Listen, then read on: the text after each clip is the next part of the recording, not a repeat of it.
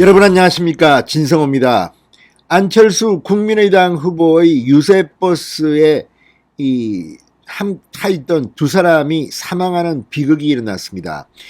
자, 안철수 유세버스의 사고가 이번 대선의 최대의 변수가 될 수 있다는 그런 지적이 지금 나오고 있습니다.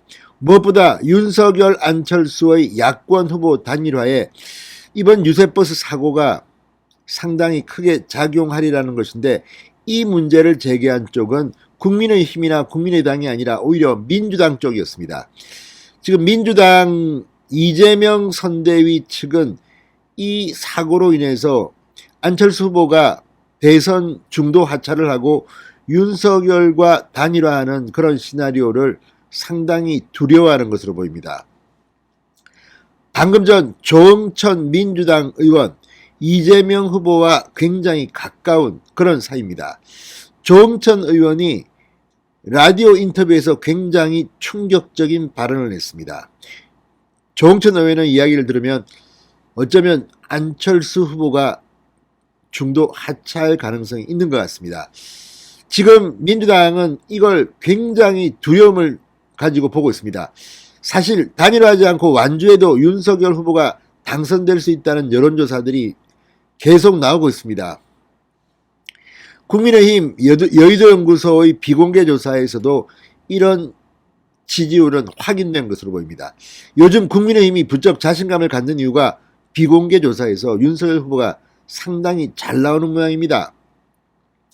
그런 가운데 조응천 의원이 오늘 불교방송 라디오, KBS 라디오에 나와서 한 발을 보면 상당히 민주당은 걱정이 태산 같은 모양입니다. 가뜩이나 지금 이재명 후보 지지율이 박스권에 갇혀서 문제인데 단일화까지 되면 뭐 뻔한 거기 때문입니다.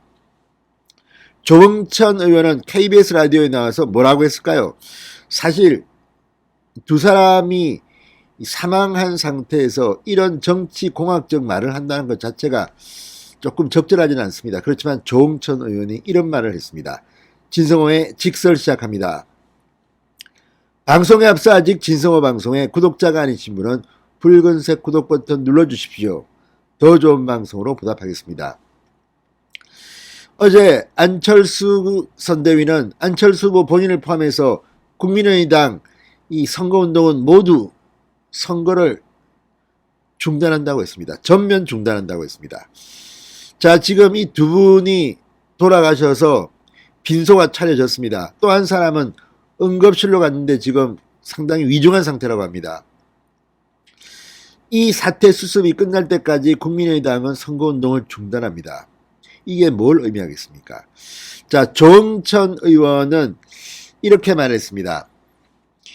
이 KBS 라디오 최경영의 최강시사와의 인터뷰에서 안철수 후보가 계속 완주할지에 대해 한 가지 변수가 있다. 정말 안타깝게도 어저께 천안에서 국민의당 유세버스에서 정말 안타까운 사고가 일어났지 않았나.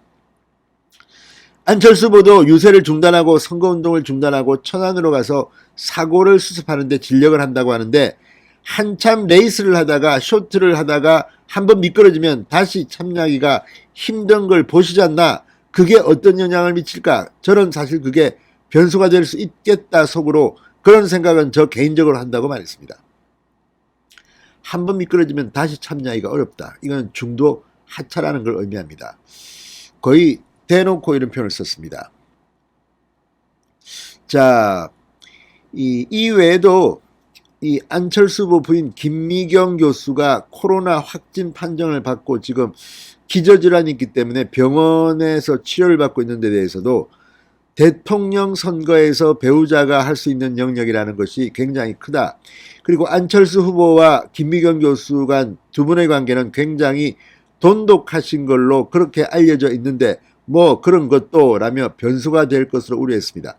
이건 전부 다 종합하면 지금 민주당 쪽은 안철수 후보가 중도 하차할 경우 윤석열 후보가 사실상 후보 단일화가 되는 효과가 나타나면서 대선판이 요동치고 민주당한테는 악재로 작용할 것이라는 겁니다.